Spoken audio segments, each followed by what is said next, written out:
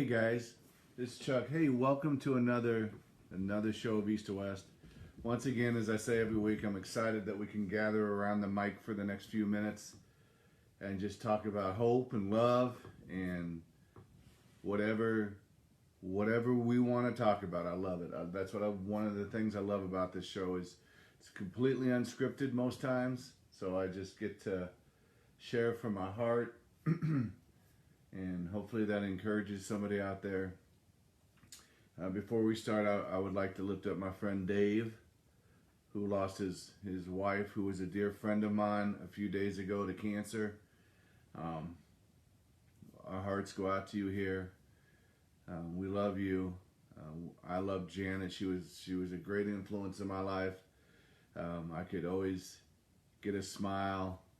I could always tell her a joke, and she would be gracious enough to laugh at them.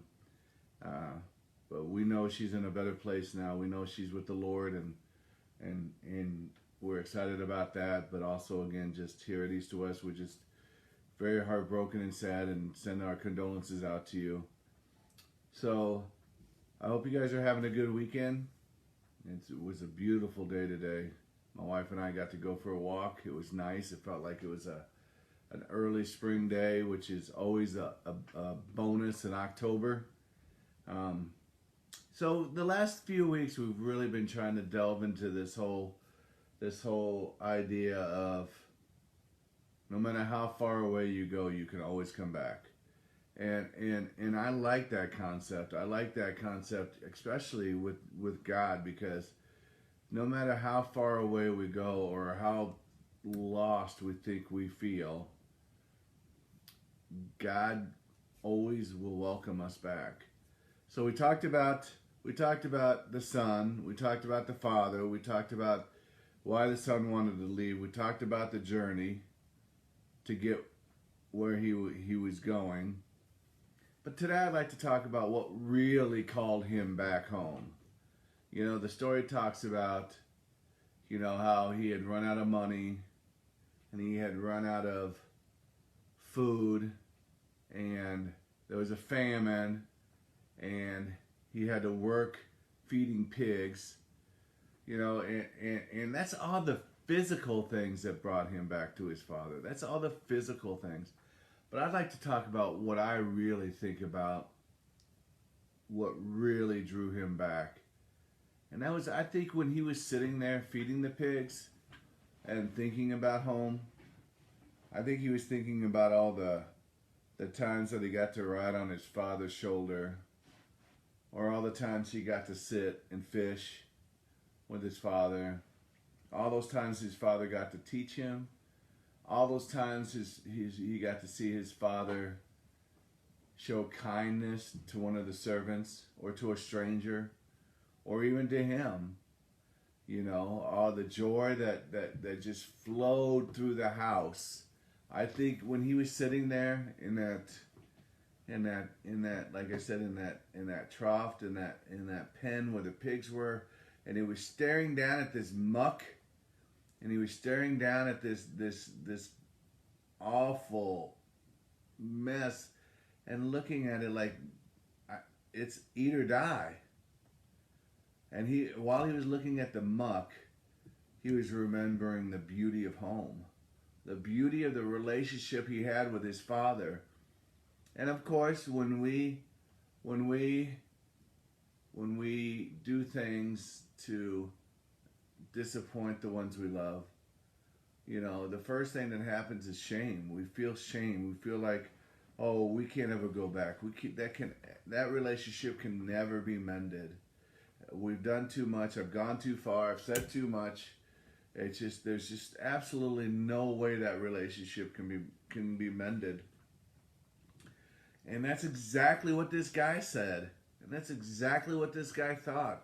He thought, my father now hates me. The father who used to carry me on his shoulders and would chase me around the farm and laugh and just loved spending time with me, now hates me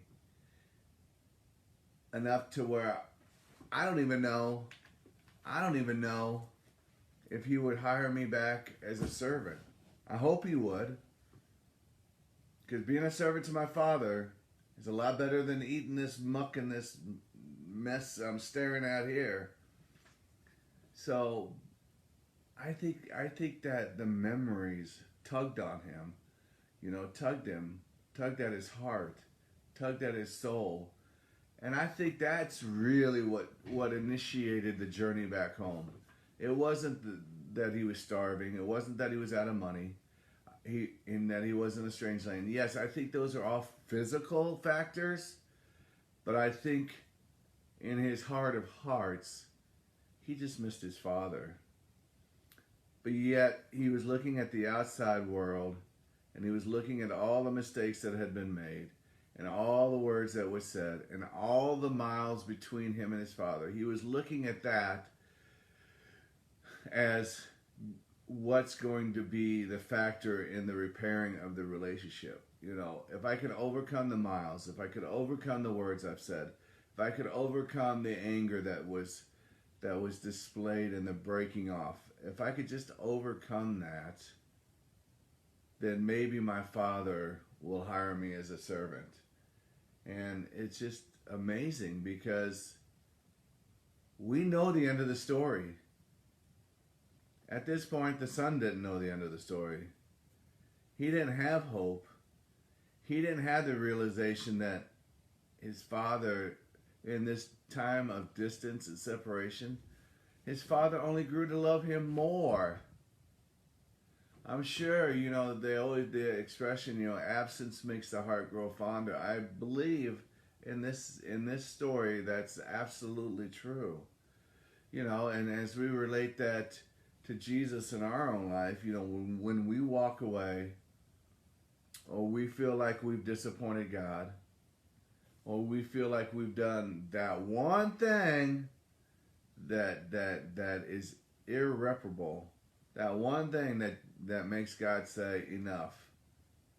When we feel like we've done that one act to where God says enough, we start to look at the physical world. We start to make excuses of why we can't go back. And isn't that funny that when that relationship with God and us are strained, or even it's a struggle, we're the ones that make the excuses of why we don't go back. We're the ones that make the excuses. The son was the one that made the excuses. Never once in the story does the father ever say, boy, I hope he don't ever come back. Boy, I hope when he comes back, I hope he doesn't think it's going to be like it was before. I hope he doesn't think I'm going to ever trust him again. I hope he doesn't think I'm ever going to give him any more money. It's the father never says that. Never. But here's his son in a far-off land making excuses, and coming up with scenarios of how he's going to fix this brokenness with his father. Maybe if I get hired on, maybe if I do a great job, maybe he'll recognize me. Maybe one day I can go from the barn back to the farmhouse. Maybe one day. And little did he know, and little do we know, that even when we struggle, and that we feel like that relationship between God and us is broken, it's never broken. He's always waiting for us to come back. Waiting. I imagine in my own life, when I'm like, God, I think it's easier to go this way. And I just picture God standing on the road going, I'll be here when you get back. I'll wait on you until you realize that's a dead end. And then when you come back, we'll start walking the journey together. One of the greatest stories in the Bible for me, and one of the greatest stories of reconciliation that really helps me to just realize that no matter what, everything is still going to be okay. One is the prodigal son. I love the story of the prodigal son. I just love that whole lesson that no matter how far you go away, you can always come back home.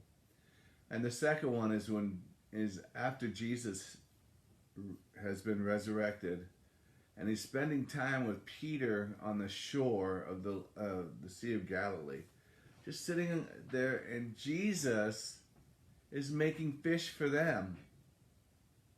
Here's the God of the universe who just suffered this horrible, horrible 12 hours of his life, beaten, accused, spit on, nailed to a cross, died a horrible death.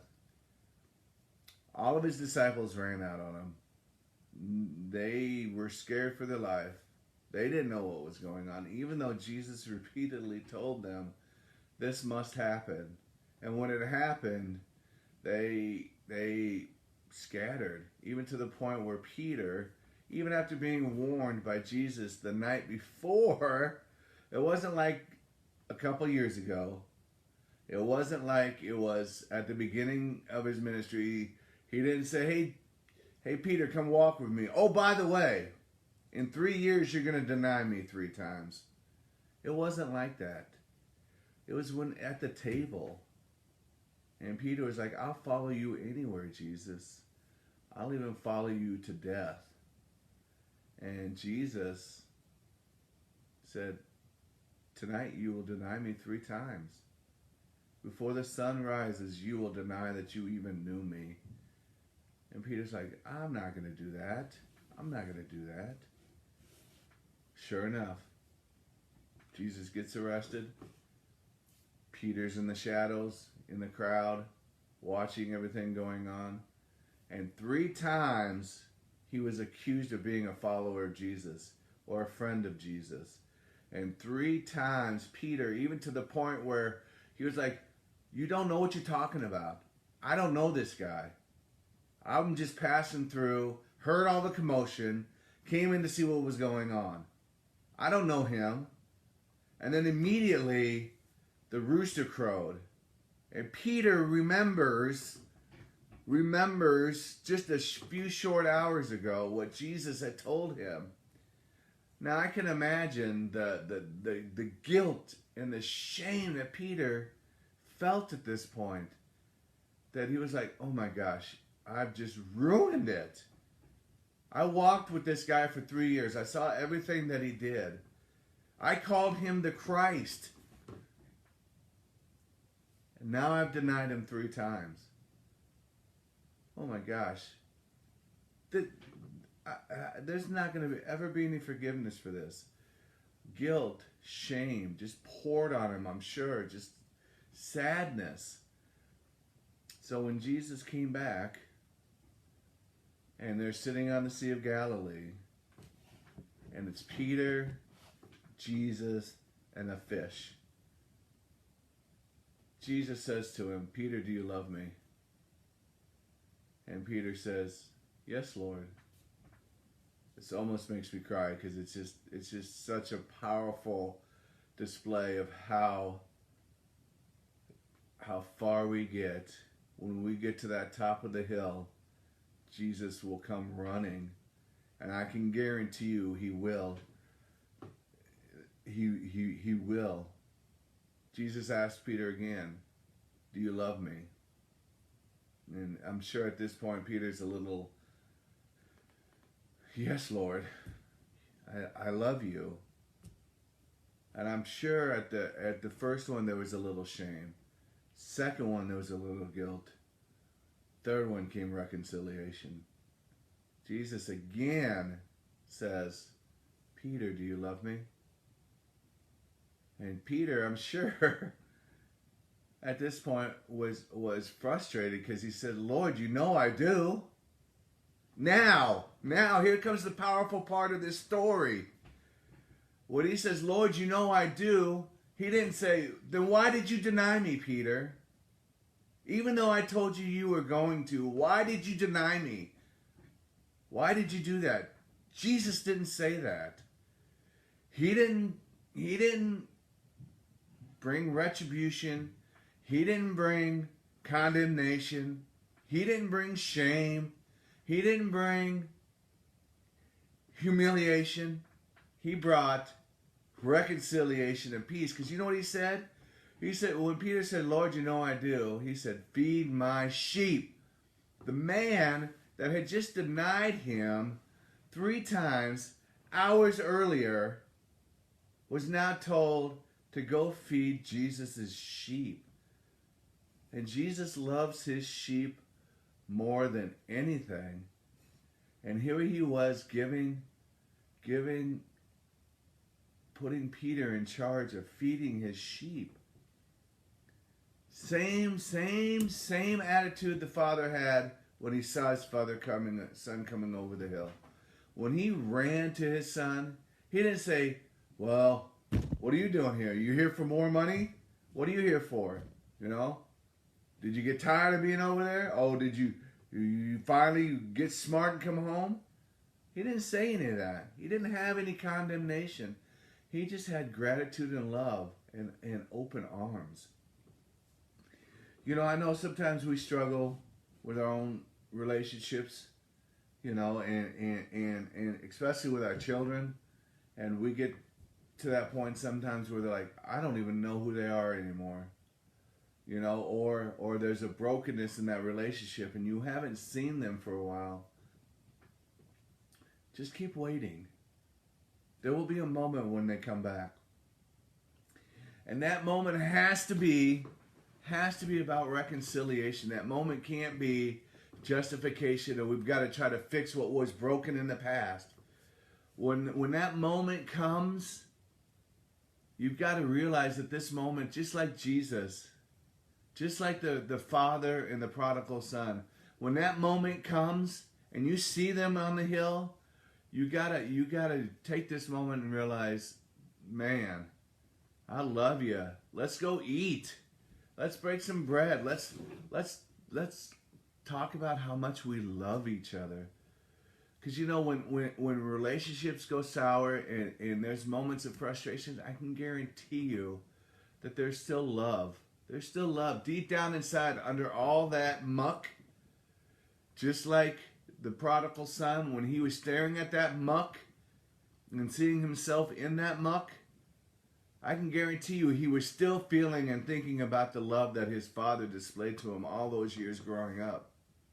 Now, we don't know how old the son was when he left, but I'm sure he enjoyed some period of joy with his father. Like I said, you know, just doing things with your dad and stuff. You know, I unfortunately only met my dad once growing up, but that moment that I got to meet him and hang out with him, even though I'm sad that never happened again, I'm grateful that I had that moment. I'm grateful for that. I didn't grow up thinking, oh, my dad hates me, my dad doesn't want to have anything to do with me. Sure, I had questions. Sure, I wondered. And sure, there was hurt and sadness. But I didn't dwell on that. I dwelt on the moment that I had with him. And I just think the prodigal son, I just think children, when situations that happen like that, I think at some point they remembered the love. And like with Jesus, you know, when I feel like I'm 380 degrees going the wrong way, and Jesus is fed up with me, and Jesus has said enough is enough. You know, I've given you 70 times 7 a million times. You know, I just picture him sitting outside of a farmhouse, you know, tending to his crops, you know, and just checking the horizon. And that's what we've got to do in our own relationships, in our own lives, you know, is just keep looking for the horizon in those relationships that are distant right now. And know that there can always be an opportunity for reconciliation. And sometimes that's not going to come on your part. Sometimes you can do everything you can, but sometimes it's just, you just have to wait for them. You know, I often hear young ones who are struggling with drugs and alcohol and confusion and parents are like, I don't know what to do. I don't even know him anymore, or I don't know her anymore. You know, just keep working the field. Just keep working, praying for their safety, praying for their for their deliverance. Just keep praying, and when that time comes, embrace them. Put the best robe you have on them. Make the best meal they've ever had in their life. And when they say, but I don't even deserve this, you just show them that they are worth more to you than anything in the world, like Jesus does. When we come back to Jesus, you know, it says when one sinner repents, the whole choir of heaven sings. I can't imagine what kind of noise that is. We at church today, we had a couple, and this is just powerful to me. I just love it. I started crying. I don't care. I'm gonna say it on here. I cried at church today.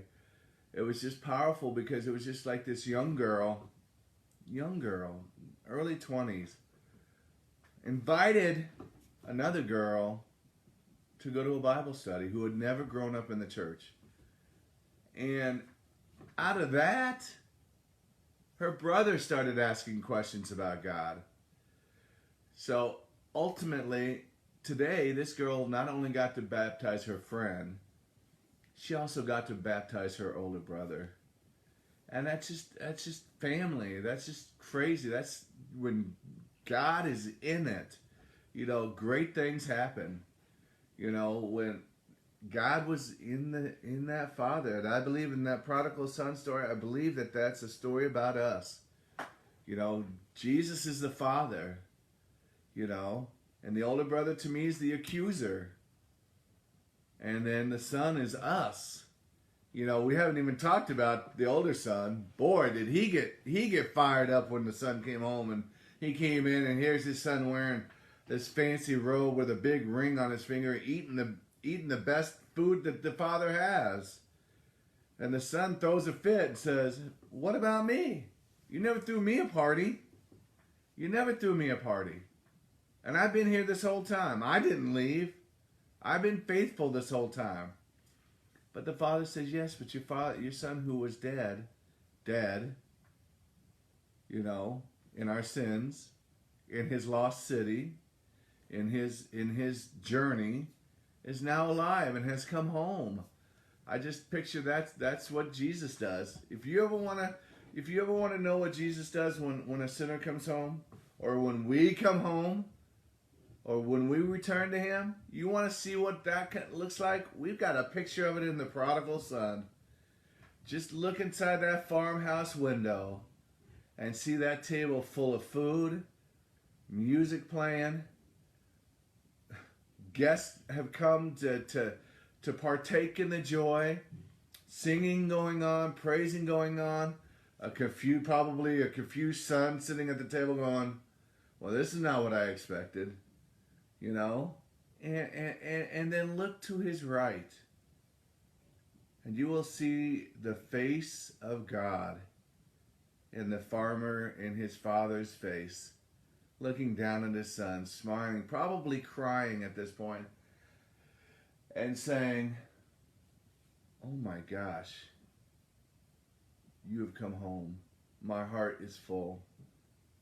And so I just want to encourage you guys this week that if you feel like you're far away from God, or you just feel like you're far away from someone you love this week, just reach out to them. Say, "Hey, you know, can we talk?" You know, sometimes it's just two people waiting for the phone to ring that causes division, causes separation. You know, so just pick up the phone, text, call. I mean, it will be amazing to see how relationships can really start to heal, and you can really begin to feel, whether you're on the receiving end or the giving end, you can really start to feel the true love of God when we can say, you know what? Doesn't matter. You're here now. And that's what Jesus says to us. It doesn't matter. You're here now. Let's go on. And so just have a great week out there, guys. Thank you again for joining me around this mic. I love you guys. My heart goes out for all of you. I just want you guys to all be healthy and safe, and to know the Lord and to know the goodness of Him, and to know that no matter how far you walk away, when you come back, He will run to you halfway. We love you guys. Have a great week.